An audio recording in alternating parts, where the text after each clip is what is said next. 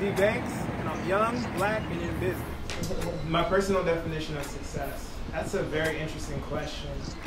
And I like that question because success, I believe, should be determined by each person.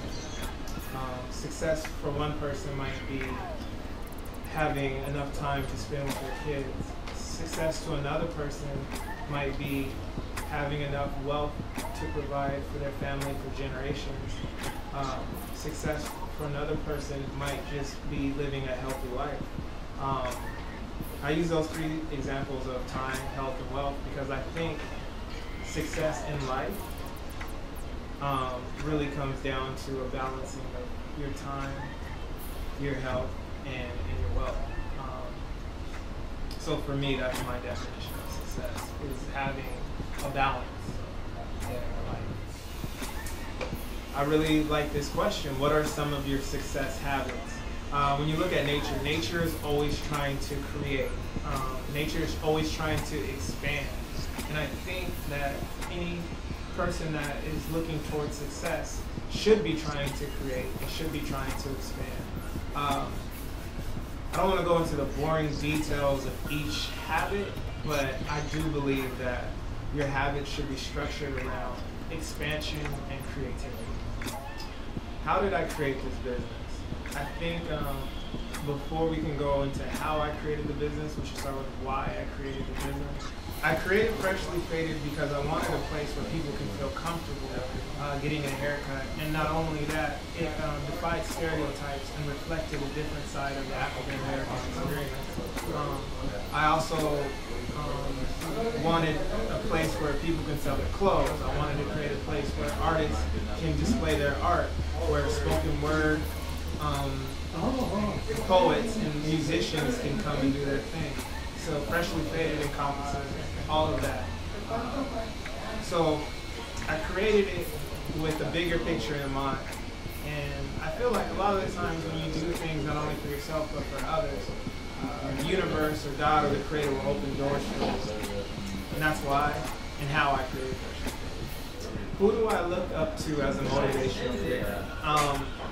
I feel as though human beings are the sum of all of the things that they're exposed to. So I draw a lot of inspiration from nature, from art, from a lot of music, and a lot of people that I surround myself with. I wouldn't say I necessarily am motivated by one person or one thing, but I think it's a combination of things. I think just the total immersion of the things that I surround myself with, if we take all that, we put it together, we chop it up, I think that's what motivates me, what inspires me, is just a collection of things. What am I doing to ensure that I continue to grow and to develop as a leader? Growth and development always follow situations where you're not comfortable. So as human beings, we have to put ourselves in situations that aren't comfortable to us at all. So whether it's in front of an audience speaking, or if it's going to a school and giving advice on life, or whether it's somebody in your chair that you are going to feel uncomfortable with to have a conversation about life or about personal development, about growth with. Those things always, always, always, and I can't emphasize that enough, lead to growth and development. Anytime you're uncomfortable, just know that growth is coming on the other side of that. My ultimate lifetime goal is to leave a better, future, leave a better, have a better life for the people that come after me. So whatever way that is, whether it's economically owning land, that's ultimately what I want to do. I need the people, my grandchildren, to have a head start, so to speak. That's my goal. What challenges did I face coming into this business? There's two challenges, I would say. The first one is a challenge that society places on young black business people. And that's the challenge of overcoming and defying stereotypes. Because a lot of the times, society already has stereotypes in mind for what your business is, what it should be, and how it should exist. So a lot of times you have to overcome those by fighting against those things.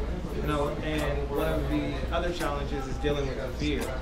Fear and self-doubt is probably the #1 crippling thing when it comes to the success of entrepreneurs. So we have to be able to overcome that fear, and the way we do that is having a plan of actionable steps that we can take to ensure our business success. What do I say about those who complain about my business? Thank you. Every complaint is an opportunity for a business to improve and do better. So for those that will complain about maybe having to schedule online or not being able to get an appointment because we're too busy, I'm saying thank you, because it gives me the opportunity to look at certain systems I have in place and come up with strategies so that I could, incorporate more people into the business. So I think for any business owner, a complaint is a good thing because it gives you an opportunity to succeed. What makes Freshly Faded different from a lot of other barbershops? It's our ability to connect with people. It's our the style that we have and the vibration of the shop.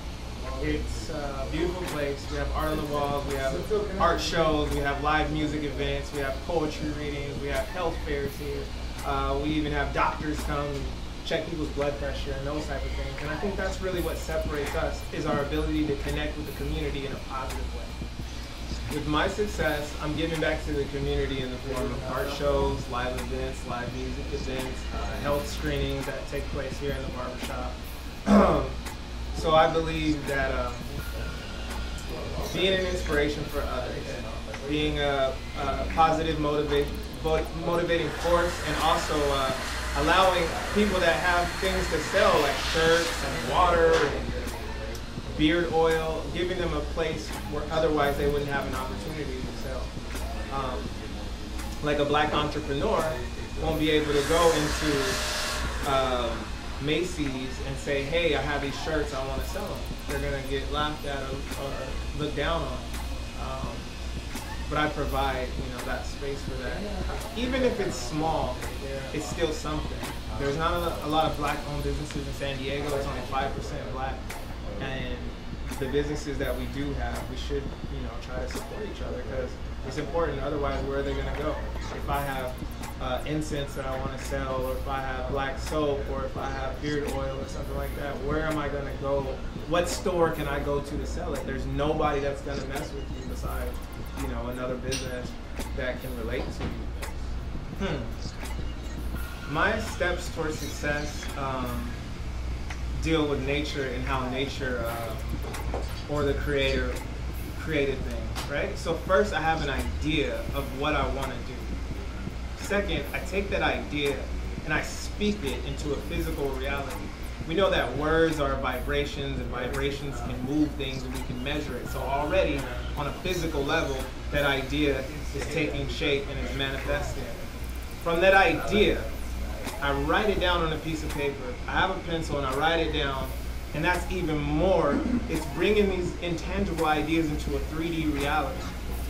From there, I take this written out word that I have and I build a model of it on a computer, whether it's a shampoo or conditioner, if it's a beard oil, it's a pomade, a t-shirt, or a business. I create a model of that.